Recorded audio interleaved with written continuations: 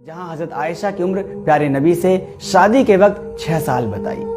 اسے لے کر الگ الگ مت اور تتھیہ ہیں۔ دراصل حضرت محمد نے اپنی پوری زندگی میں پہلی بیوی خدیجہ کی موت کے بعد 10 اور شادیاں کی، اور ان میں حضرت عائشہ کے علاوہ باقی سب ودھوا اور طلاق شدہ تھی، اور الگ الگ حالات کی وجہ سے سماج کی نکار دی گئی مہلائیں تھیں۔ ان شادیوں کا مقصد سمجھنے کے لیے آپ کو حضرت محمد کے وقت کے سماجی حالات اور کریتیوں کو سمجھنا بے حد ضروری ہے۔ اس وقت پوری دنیا میں عورتوں پر ظلم ہو رہا تھا۔ بھارت میں عورتیں پتی کی موت کے بعد چتا پر زندہ جلائی جا رہی تھی، تو عرب میں مہیلاؤں کا بازار لگتا تھا۔ لوگ ایک عورت بیچتے اور دوسری گھر لے جاتے، غلاموں کی طرح رکھتے، عیاشی کرتے، اور پھر کچھ دن بعد اسے بھی بیچ کر اگلی لاتے۔ عورتوں کی اس حالت کی وجہ سے ہی وہاں کے لوگ لڑکی پیدا ہوتے ہی گڈھا کھود کر زندہ دفن کر دیا کرتے تھے۔ اس وقت کا مشہور سینٹینس تھا، قبر سب سے بہتر داماد ہے۔ عورتیں سیکس، یوز اور استعمال کی چیزوں سے زیادہ کچھ نہیں تھی، اور اسی کے لیے خریدی اور بیچی جاتی تھی۔ جو عورت ودوا ہو گئی یا طلاق شدہ ہو گئی، اسے بھی بازار میں بٹھا دیا جاتا تھا۔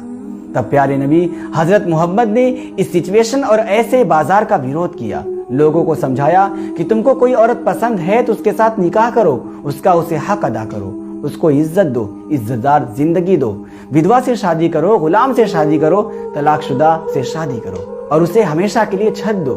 حضرت محمد کے فالوورز کو یہ باتیں اٹپٹی لگی، کیونکہ کریتیوں سے بنا مائنڈ سیٹ بدلتا ہے۔ روپ کمر تو ستی پرتا ختم ہونے کے سینکڑوں سال بعد بھی ستی کی گئی۔ عورتوں کو لے کر بن گئے اسی مائنڈ سیٹ کو بدلنے کے لیے حضرت محمد نے سماج دوارا الگ الگ وجہوں سے نکاری اور ناقابل نفرت سمجھی جانے والی 9 عورتوں سے صرف 2 سال کے اندر شادی کر کے اپنے سمرتھک اور فالوورز کو دکھایا کہ تمہارا پیغمبر ان سے شادی کر رہا ہے، تم بھی کرو۔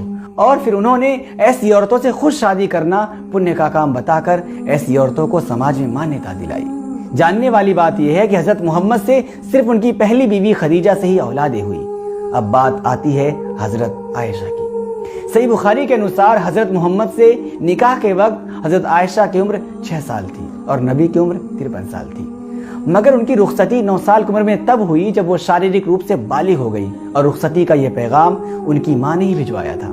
دراصل عرب جیسے گرم دیشوں میں کم عمر میں ہی شریر وکست ہو جاتا ہے، اور 9 سال میں حضرت عائشہ کی ایسی استھتی ان کی ماں سے زیادہ کوئی نہیں جان سکتا تھا۔ مگر کچھ دلیلیں اور ایتہاسک روپ سے اس کانسیپٹ میں موجود ثبوت اس کے الٹ ہے، اور شادی کے وقت حضرت عائشہ کی عمر 19 سال ثابت کرتی ہے۔ تمام اتہاسکار اس پر سہمت ہیں کہ حضرت عائشہ کی بڑی بہن حضرت اسماء ان سے 10 سال بڑی تھی۔ ان کی موت سن 73 ہجری میں 100 سال کی عمر میں ہوئی، یعنی ہجری شروع ہونے کے وقت ان کی عمر 27 یا 28 سال تھی، اور اس طرح ہجری سال شروع ہونے کے وقت حضرت عائشہ کی عمر 17 یا 18 سال تھی، جبکہ سن 2 ہجری میں ان کی شادی ہوئی۔ مطلب شادی کے وقت حضرت عائشہ کی عمر 19 یا 20 سال تھی۔ دوسرا ایویڈنس یہ ہے کہ اس دور میں عرب کا رواج تھا کہ کوئی بھی شخص 15 سال کی عمر سے پہلے کسی بھی جنگ میں شامل نہیں ہو سکتا تھا، اور یہ بات کئی حدیثوں سے ثابت ہے۔ یہاں تک کہ خود بخاری شریف حدیث نمبر 2664 میں ابن عمر کا اگزامپل موجود ہے کہ احد کے جنگ کے موقع پر ان کی عمر 14 سال ہونے کی وجہ سے نبی نے انہیں جنگ میں شامل ہونے سے روک دیا تھا، اور 15 سال کی عمر ہونے کے بعد ہی انہیں خندق کی جنگ میں شامل ہونے کی اجازت دی۔ اور بخاری شریف میں ہی لکھا ہوا ہے کہ حضرت عائشہ جنگ احد میں شامل ہوئی تھی۔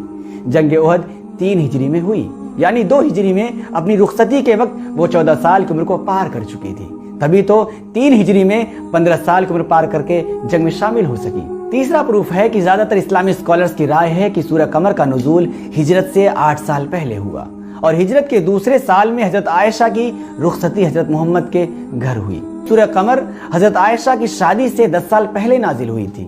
جاننے والی بات یہ ہے کہ سورہ قمر حضرت عائشہ کی شادی سے 10 سال پہلے نازل ہوئی تھی، یعنی اگر سورہ قمر کے نزول کے وقت حضرت عائشہ 8 یا 9 سال کی تھی تو 10 سال بعد اپنی شادی کے وقت 18 یا 19 سال کی ہو گئی تھی۔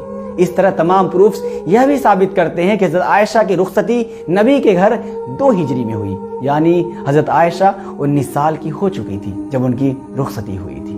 خیر، 53 سال کے نبی سے 19 سال کی حضرت عائشہ کی شادی بھی آج کے نئے دور میں تھوڑی اٹپٹی لگے گی، مگر اس دور میں عام بات تھی، اور شادی ایک اسٹریٹجی کے تحت ہوئی، اسے سمجھنا سب سے ضروری ہے۔ اور یہ بھی صاف کر دیا جائے کہ شادی کا مقصد کیا تھا۔ نپر شرما جیسی گندی یون کنٹھت اور دماغ میں ہر وقت سیکس لے کر گھومنے والے لوگ اس شادی کا مقصد صرف فزیکل ریلیشن سے جوڑ کر ہی دیکھ سکتے ہیں، لیکن اس شادی کا مقصد اسلام کے پھیلاؤ کے اہم مقام کو حاصل کرنا تھا۔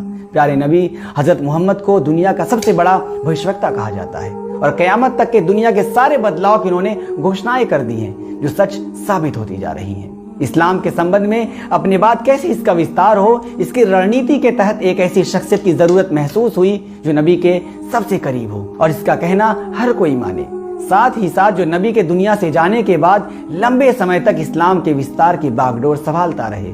حضرت عائشہ نے حضرت محمد کے بعد یہ کام بخوبی کیا اور اسلام کا وستار ہوتا چلا گیا۔ یہ شادی اسی رڑنیتی کے تحت تھی اور اس کا نتیجہ یہ نکلا کہ حضرت محمد کے بعد بھی پوری دنیا میں اسلام تیزی سے پھیلا اور آج دنیا کا سب سے بڑا دوسرا دھرم سب سے کم وقت میں بن گیا۔